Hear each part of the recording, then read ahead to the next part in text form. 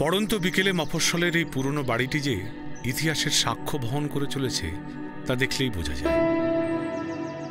বাড়িটির চারপাশ ঘিরে গভীর জলাশয়, অনতিদূরেই শিশু উদ্যান, ক্লাব, ধাবা আর একটা সরু পাকা রাস্তা। মাঝে মধ্যে চলাচল করে রিক্সা আর বাইক, সঙ্গে পথচারীও। পাড়াটা অবশ্য বেশ নিরিবিলি। বাড়ির সামনে যে সুন্দর বাগানটি দেখতে পাচ্ছেন তা রামুর পরিচর্যার ফলেই সম্ভব হয়েছে। রামু এই বাড়ির কেয়ারটেকার। বাড়িটিকে বাইরে থেকে দেখলে সাবেকি আমলের বেশ জবরদস্ত বাড়ি বলেই মনে হয়। বাড়ির দোতলাটা টিনের চাল। এই সুবিশাল বাড়িটাকে রোদ, জল, বৃষ্টির হাত থেকে বাঁচিয়ে রেখেছে। যাই বলে রজত, এই বাড়িটা আছে বলে একটু আয়েশ করে সময় কাটানো যায়, তাই না? হ্যাঁ ভাই, কলকাতার যা অবস্থা, তাহলে আজ গিয়ে মিছিল, কালকে বন্ধ, পরশু ধর্না, পাগল হয়ে যাচ্ছি পুরো। এই অভি কবে আসবে কিছু বললো রে? ছাড় তোর কথা, ওর আবার আসা যাওয়া। যা পেয়েছে একখানা মোক্ষম চাকরি কলকাতায়, তার উপর লাখ টাকা মাইনে, রোজ রাতে ককটেল পার্টি, তারপর 20 বছর আগে ওর বাপ মা পগার পার। ওকে সালার পায় কে? অভি ঠিক জানিস তো ভাই, আমরাই সালা বন মানুষ রয়ে গেলাম। যা বলেছিস ভাই। জানিস রজত অভি কি করেছে? সালা কালকে সকাল থেকে অভিকে ফোন করে যাচ্ছি, একবারও ফোনে পাচ্ছি না। সালা তারপর কোনোভাবে দুপুরবেলা ফোনটা ধরে বলছে রামুদার থেকে চাবিটা নিয়ে নিতে। সালা এতই ব্যস্ত, একবার ফোন করে জিজ্ঞেস পর্যন্ত করলো না কেন ফোন করেছি, কি কি কারণে ফোন করেছি। আর এই বাড়িটা এখন ওর কাছে ফাউ হয়ে গেছে, বুঝলি? তা তো হবেই ব্রাদার। বালিগঞ্জে 1200 স্কোয়ার ফিটের ফ্ল্যাট, ভালো লাগে ভাই মফস্বল। হ্যাঁ সেটা ঠিকই বলেছিস। আরে দাবার বোর্ডটা কোথায় গেল? এই মালটা নিয়ে। হ্যাঁ আনছি।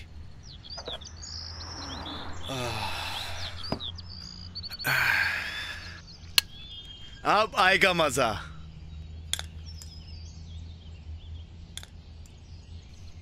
এই রামুদা তো কেটে পড়েছে, তাই না? কখন সালা ও আবার এক রাতের বেশি দূরাত থাকে নাকি? সালা এইসব সুযোগের জন্য মুখিয়ে থাকে। কেউ আসলেই পরের দিন হাওয়া। শুনেছি অভির কিছু ইয়ার দোস্ত আছে, তারা আসলে নাকি 1 মাস আগে নড়েই না। ইয়ো পাগলা কিরকা, এই অভির বাড়িটা তো এখন পুরো জান্নাত হয়ে গেছে ভাই। Haven of friends.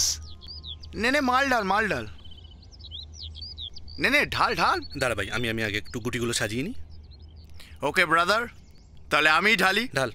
We should never wait to drink.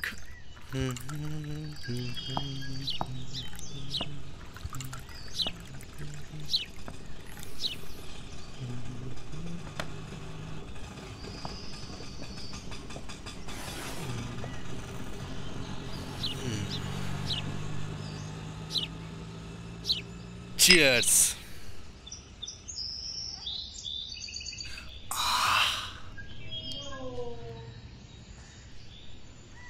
নে চালটা দে। তোর চাল। Okay brother.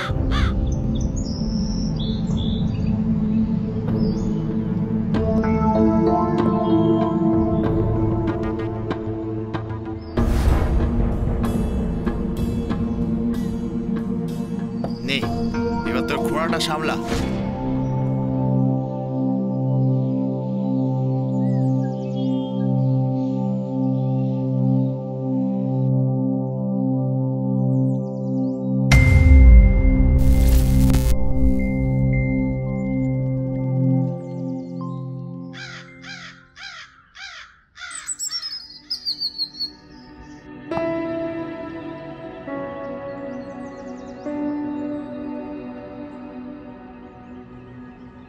নে কাসল। চালা তবে রে এনে। রামুদা কিন্তু কেটে পড়ার আগে ফ্রাইড রাইস আর চিকেন কষাটা ফাটিয়ে দিয়ে গেছে। হ্যাঁ কি বলিস?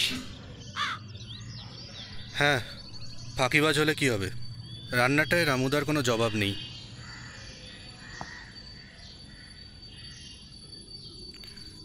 সালা এ তো পুরো ডিগবাজি খেয়ে গেলাম রে ভাই। আজ একটু কুচো চিংড়ি সাথে চিকেন কষা বা চিংড়ি মাছের চাট হলে না পুরো জমে যেত জানিস তো। মালটা যে খাবো না, একটু ভালো চাট না হলে হয় না জানিস তো। হেভি মেজাজে আছিস ভাই। হ্যাঁ ভাই, মাইরি বলছি, খুব ইচ্ছে করছে আজকে। সালা নিধি ক্যালাইচন্ডিটা থাকলে না আজকে পুরো জমে যেত একদম। আমাদের ইলিশ মাছ করে খাইয়েছিল। ছাত্তা ওর থেকে পুঁটি মাছের ঝোল অনেক ভালো। এ ভাই দেখ না, একটু দেখ না নিচে গিয়ে চানাচুর ফানাচুর পাস নাকি। আরে হ্যাঁ, একটা হদ্দ পুরনো প্যাকেট আছে, কিন্তু সে খাওয়া যাবে না। ভেবেছিলাম রামুকে দিয়ে একটা ফর্দ আনাবো, কিন্তু তার আগেই তো সালা কেটে পড়লো। আহ আরে বাবা, যেটা আছে সেটা নিয়ে আয়, ওই দিয়ে কাজ চালিয়ে দেবো যা। ধরো খাওয়া যায় নাকি? আরে বাবা, ওটা খেলে মানুষ মারা যাবে।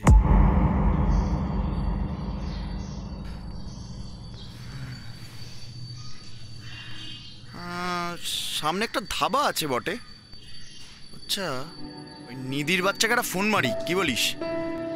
খালপাড় দিয়ে আসার পথে ওই রুস্তমের পাঁঠার মাংসের দোকান থেকে 1 কিলো মাংস কিনে রাত্রিরে সরু বাসমতি রাইস আর কচি পাঁঠার ঝোল, পুরো জমে যাবে ভাই, মাখন মাখন। কি বলিস নিখিল? কি রে, উঠে গেলি? খেলবি না?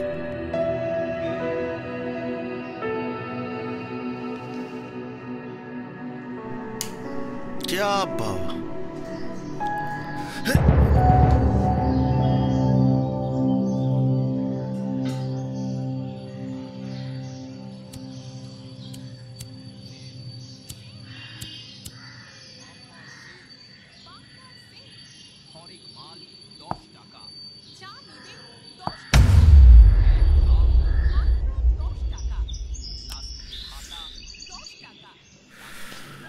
নিধির সঙ্গে কথা হয় তোর?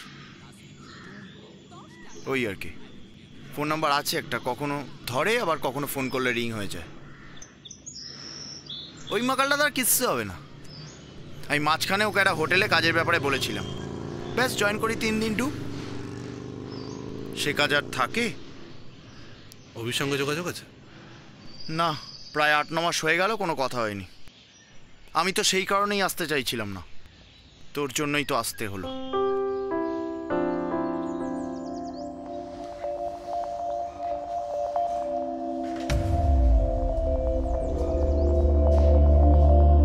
চলো, কোথায় চলে যাচ্ছিস? খেলবি না? দেখি চাটের ব্যবস্থা করা যায় কিনা।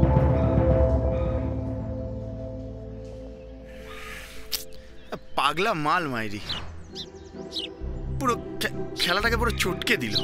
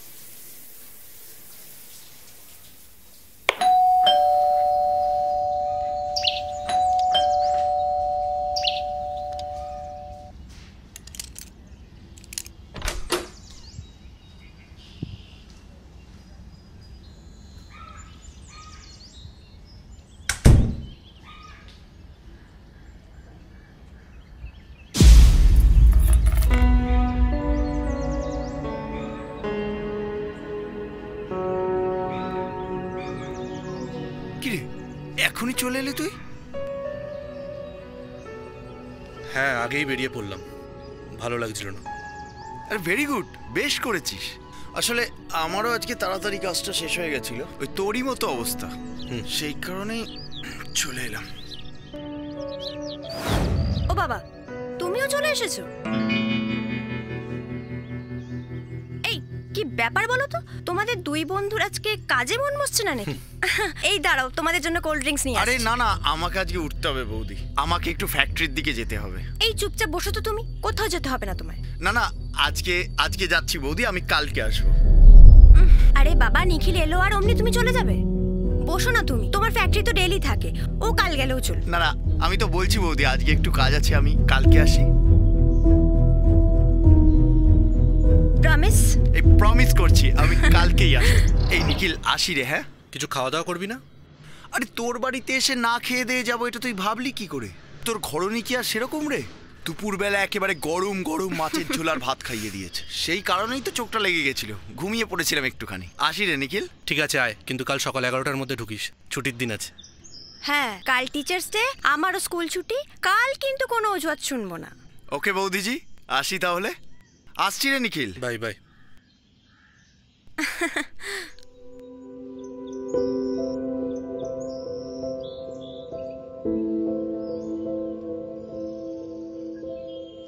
শরীরের দিকে খেয়াল আছে লোকটার? সারা দিন খালি কাজ আর কাজ, দৌড়ে বেড়াচ্ছে। হ্যাঁ, ছোট থেকেই ওই রকম। আসলে আমি তোকে সেই হাফ প্যান্ট পরার আগে থেকে চিনি, আর যে কোনো কিছুর জন্য যদি একবার পাগলামি শুরু হয় তো সেটা আর থামে না। তবে ও কিন্তু স্পেশাল মানুষদের জন্য রিস্ক নিতে পারে, এটা তোমার বা আমার বান্ধবীদের মধ্যে দেখিনি। হ্যাঁ, সে ব্যাপারে ও আমাদের গ্রুপে রীতিমতন ফেমাস ছিল। আমাদের বন্ধু নীলেশের জন্য ও একটা জীবনে বিশাল বড় রিস্ক নিয়েছিল। আমাদের স্কুলের হেডমাস্টার অবিনাশ বাবুর বাড়িতে একদিন রোববার দুপুরবেলা চলে যায়, গিয়ে তার মেয়ে অনুশ্রীর হাত তুলে দেয় নীলেশের হাতে। নীলেশ অবশ্য সত্যিকারের ভালোবাসত অনুকে, কিন্তু অবিনাশবাবু যেই ধরনের লোক ছিল, ও চাইলে কিন্তু সারা জীবনের মতন শেষ করে দিতে পারত রজতের ক্যারিয়ার। ও পরোয়াই করেনি। থ্যাংক গড, লাস্টে অবিনাশবাবু পুরো ব্যাপারটা বুঝে নিজের ভুল বুঝতে পারেন। তুমি ভেবে দেখো তো, এই তো বছর দুয়েক আগের কথা, লকডাউনের সময় যখন তোমার অফিসটা বন্ধ হয়ে গেল, তখন যদি রজত আমাদের পাশে না দাঁড়াতো, তাহলে তো তুমি ব্যবসাটা শুরুই করতে পারতে না। ওই সময় কিন্তু অনেকটা হেল্প করেছে। আজকে হয়তো তোমার এই ব্যবসাটা না করলেও চলে, যেহেতু আমার চাকরিটা আছে, কিন্তু সেদিন রজত না থাকলে সত্যিই চলতো না আমাদের। তাই ও আসলে ওকে একটু বেশি করে খুশি রাখার চেষ্টা করি। আফটার অল লোকটা ক্ষতিকারক নয়, কি বলো?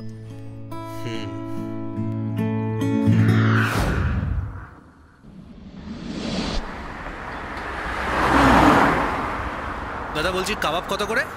140। 140? ক পিস থাকে? 12 পিস। 12 পিস হবে, আচ্ছা দাঁড়ান।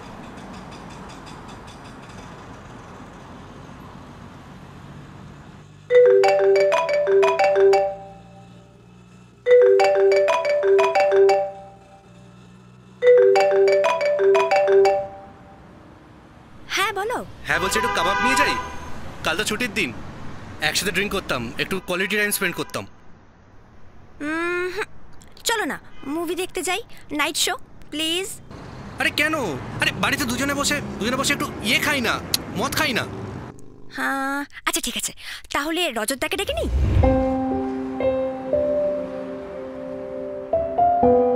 ঠিক আছে, দেখো ও ফ্রি আছে কিনা। দাঁড়াও দেখছি।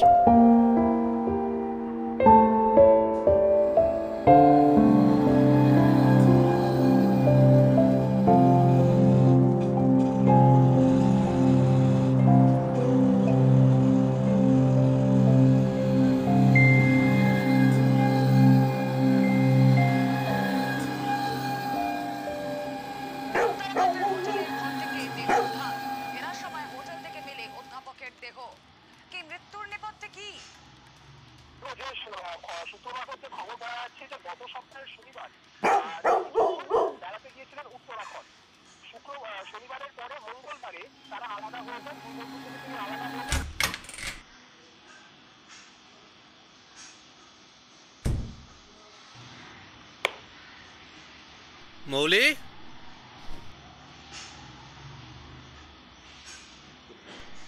মৌলি,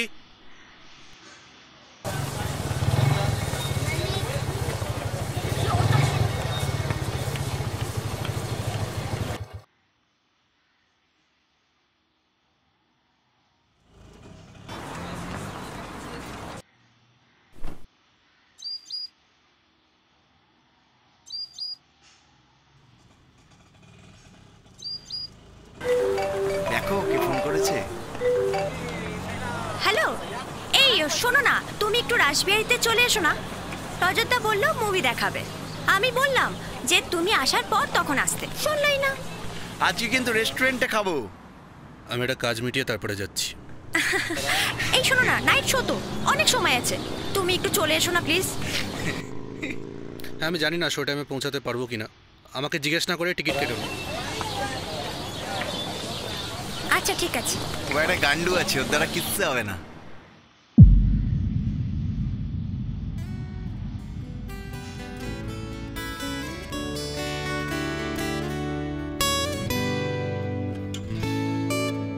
যদি তোমাকে ভালোবেসে যাই, আমাকেও ভালোবাসবে প্রিয়।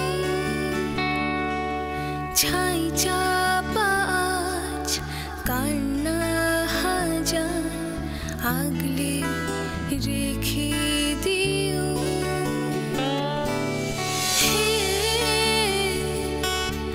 হা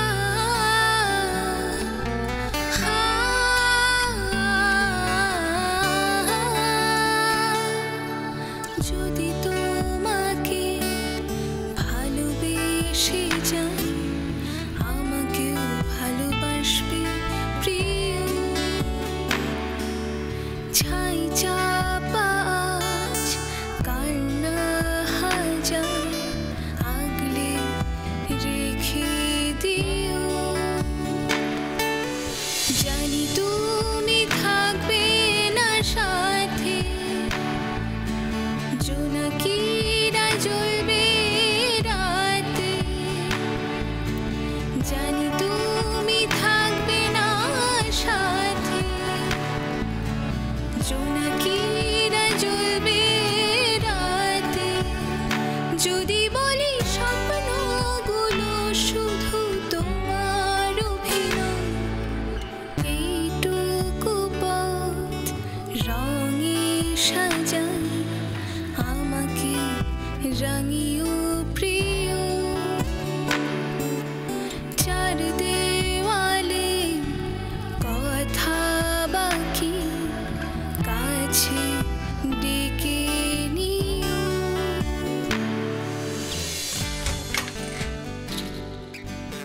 কোথায় ছিল তখন? রজতদার সাথে একটু বেরিয়েছি। তোমার খালি এক রজত রজত রজত না? কতবার ধরে ফোন করছি তোমাকে, কোথায় ছিলে তুমি? তুমি আমার সাথে এইভাবে কেন কথা বলছো? এর থেকেও খারাপ ভাবে বলতে পারি। না, তুমি এইভাবে কথা বলবে না। Just shut up.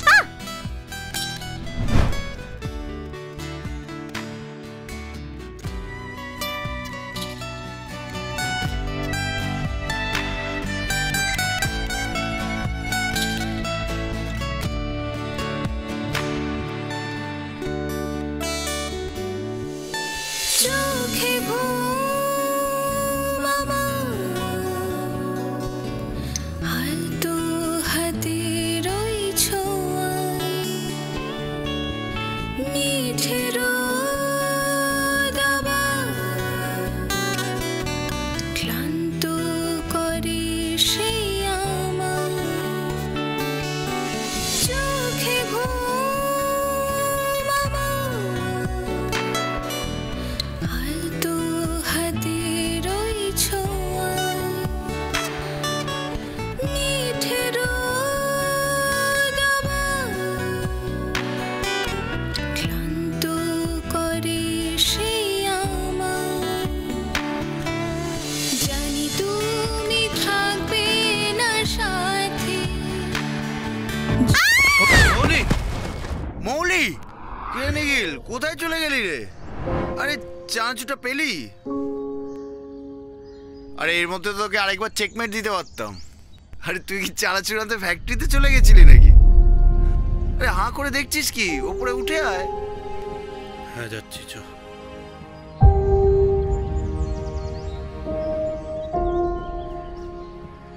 পেয়েছিস? চ।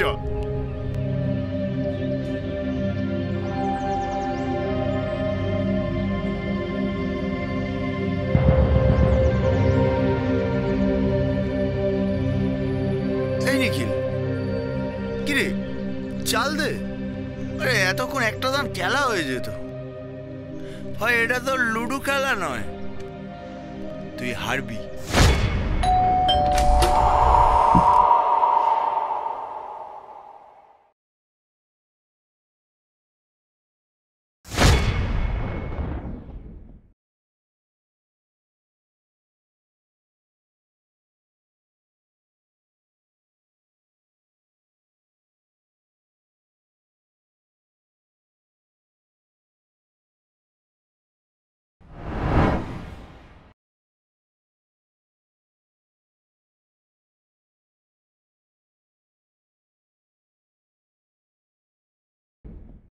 এ ভালো কথা। বাই দ্য ওয়ে, শোন না, নিধিরামের সাথে কথা হয়েছে। ও বলল কাল বা পরশু আসবে। নে ভাই, তুই বেঁচে গেলি। তোকে আর রান্না করে আমাকে খাওয়াতে হবে না।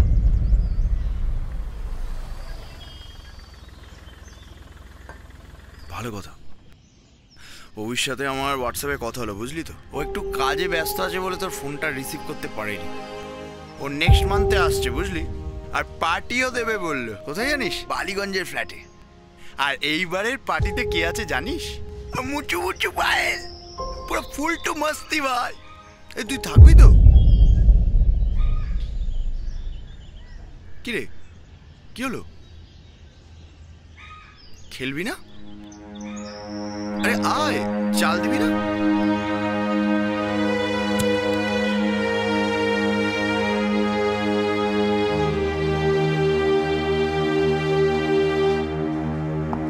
মৃত্যুটা নিয়ে তোর কি মনে হয় রজত?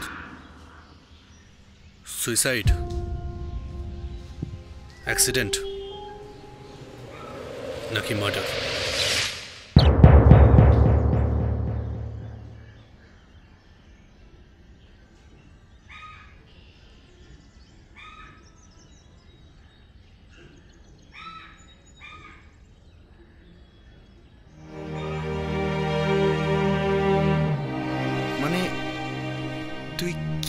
চাইছিস? তোর কাছে তিনটে অপশন আছে, তার মধ্যে কোনটা হতে পারে বলে তোর ধারণা? এখন এইসব প্রশ্ন করার মানেটা কি? সবাই তো জানে ওটা অ্যাক্সিডেন্ট ছিল। আমি তোর মতামত জানতে চাইছি। দেখ, এখন যদি তুই সুইসাইডের কথা যদি তুলিস তাহলে তোদের কনজুগাল লাইফ নিয়ে প্রশ্ন উঠবে। কিন্তু পুলিশ তো ঘটনাটার উপর অ্যাক্সিডেন্টের শিলমোহর লাগিয়ে দিয়েছে। তুই থাম। আমার দৃঢ় বিশ্বাস ওটা অ্যাক্সিডেন্ট নয়, ওটা প্ল্যান মার্ডার ছিল। তার মধ্যে তুই একা ছিলিস না, ছিল অভিযোগ।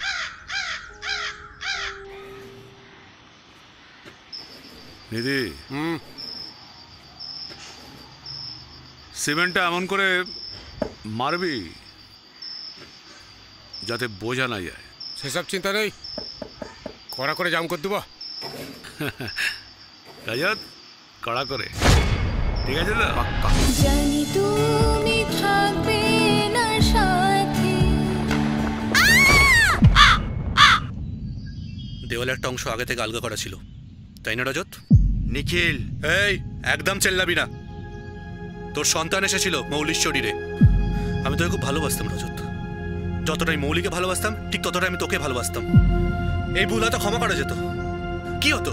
হয়তো তোর সাথে আমার কথা বলা বন্ধ হয়ে যেত, হয়তো আমরা মুখ দেখতাম না। তারপরে তুই মৌলিকে দুনিয়া থেকে সরিয়ে দিবি। আমি না হয় তোদের সন্তানকে মানুষ করতাম। হ্যাঁ, আমি তোদের সন্তানকে মানুষ করতাম। সবকিছু জানার পর আমি কেন তোকে কিছু করতে পারছি না? তুই এরকম পাগলামি কেন করছিস? এটাকে তুই পাগলামি মনে করছিস রজত? তুই দুটো জীবন এভাবে শেষ করে দিতে পারিস না। নিখিল, নিখিল, তুই কিন্তু আস্তে কথা বল। নিকুচি করেছে তো আস্তে কথা বলার। কেন মারলি তুই বল, জবাব দে। তুই সরে যা কিন্তু, নাহলে কিন্তু অসুবিধা হয়ে যাবে। এই কি অসুবিধা করবি না তুই? বল কেন মারলি মৌলিকে? মৌলি প্রতিনিয়ত আমার কাছে আসবার চেষ্টা করতো, রীতিমতো ব্ল্যাকমেল করতো আমাকে। বেশ করেছি, বেড়েছি।